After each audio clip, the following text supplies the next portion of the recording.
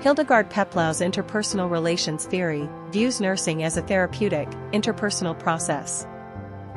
It emphasizes communication, self-awareness, and collaboration to reduce anxiety and promote healing. Peplau's interpersonal theory transforms the nursing meta-paradigm into a living force, where the person steps into their own healing. The environment becomes the charged emotional space between nurse and patient. Health emerges as growth through struggle. And nursing becomes a powerful therapeutic relationship that turns anxiety into strength.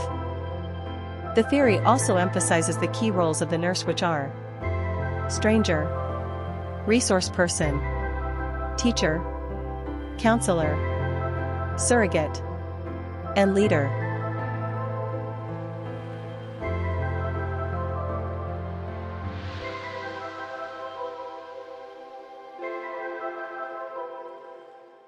So, GR, yung assignment siya si Sergeant Reyes because na kahit military officer din tumbaw dahil sa leg injury niya. Then, problema ko mali, ayaw ko makapag-cooperate sa mga PT sessions. So, alam mo ba ang reason bakit ayaw mo mag-cooperate? I'm not sure eh, basta matigas na ulo niya. So, lately he's tried?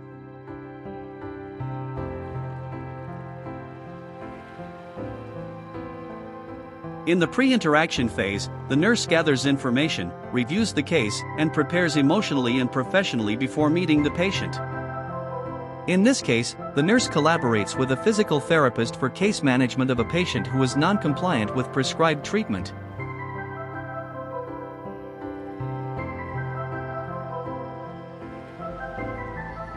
Good morning, Sergeant Reyes. Good morning. I suppose ikaw si JR. Sorry for coming here today. Pero hindi pa ako ready for physical therapy. Tama po, sir. My name is J.R. Alboy. Nurse po ako, not PT. At nandito po ako para ma-assist ang reason kung bakit ayaw niyo po na mag-undergo ng therapy sa physical therapist. Hindi naman sa ayaw ko. Pero yung extreme pain during the therapy, hindi ko talaga siya matolerate. Thanks for sharing that, sir. As per your chart, sir, may standing order po ang doktor nyo na 50 mg tramadol as needed every 6 hours for right leg pain. Yes, I know that.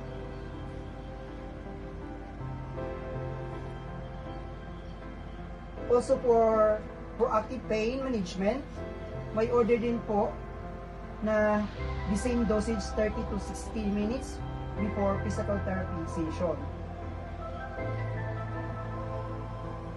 Yes, alam ko din yan.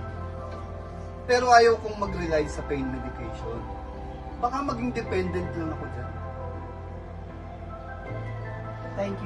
Thank you for sharing that, sir. So, ang main issue po natin is pain, kaya hindi nyo kayang mag-cooperate sa PT session. Yes. Manageable po yan with tramadol, pero concern po kayo. The relationship begins as the patient meets the nurse as a stranger and expresses needs, questions, and expectations. In this phase, the nurse introduces himself, clarifies his role, invites the patient to express concerns, and identifies the main problem. In this case, fear of medication dependence.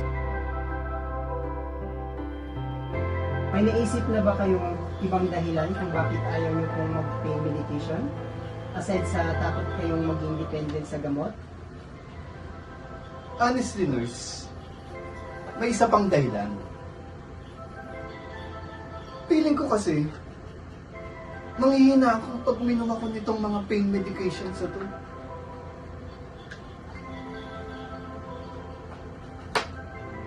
Your concern makes sense po, sir. Most soldier ganon din po ang pakiramdam. Pero ang pag-inom po ng gamot para makatulong sa healing nyo is a strategy, hindi po yan weakness. Tama ka dyan. Pero yung first concern ninyo po na fear of drug dependence is valid. Ang tramadol po kasi can be addictive or habit forming. Exactly. I need to clear my mind for my job. May mga nababasa kasi akong long-term side effect like slowed motor. Naku, hindi pwede sa akin yan, lalo sa nature ng work ko. I agree. But sir, we can create a safe plan po. May take long po kayo ng tramadol 60 minutes bago ang PT session.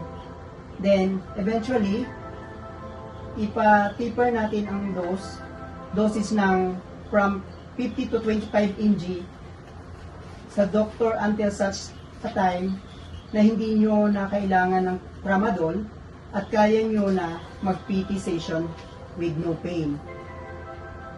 Sounds good. Pero paano na yung ibang side pain attacks? Lalo na sa umaga. Pwede po tayong mag-request sa doktor for prescription of non-opioid. In the identification phase, the patient expresses feelings openly, begins to trust the nurse, and collaborates in selecting appropriate interventions. In the scenario, the nurse explored related concerns, corrected misunderstandings, and offered reassurance grounded in professional knowledge, helping to build a strong sense of trust.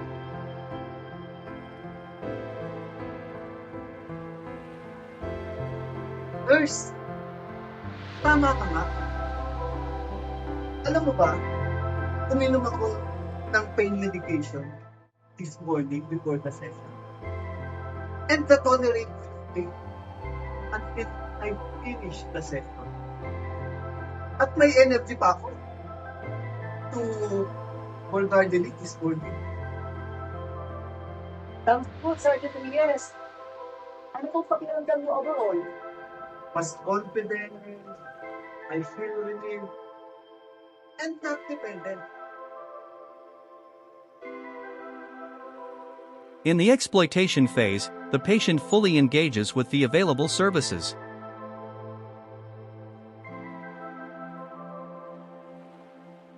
In this case, pain medication and physical therapy, while relying on the nurse's expertise to explore solutions and move toward recovery.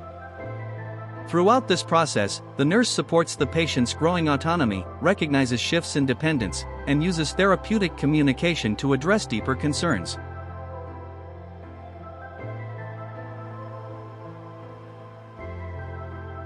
Thank you, Lord Kaya. Alam mo, kung hindi ka nag-interview sa mga kung hindi ka sa atin ng correcting concern and listening, My teaching is known. Magpapaalam na po ako. Bali, pick up voice. I promise to focus until such time that I In the resolution phase, the patient's needs are met, dependence fades, and the therapeutic relationship concludes. A sign of growth, stability, and successful progression. Peplau's interpersonal relations theory remains foundational in nursing practice. It highlights the power of communication, collaboration, and therapeutic presence. Through the phases of orientation, identification, exploitation, and resolution, nurses guide patients toward independence, healing, and growth.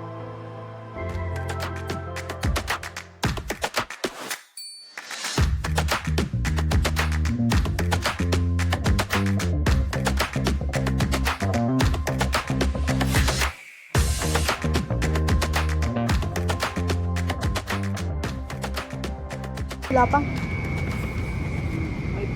pleasure, sir. My pleasure, sir. Magpapaalam. wala pa, nagsasalita na siya. Ang dali nagsasalita. Ulit. Nagbibigay na siya. Jai, pagkatapos namin dito. So, break from today, Sergeant. So, round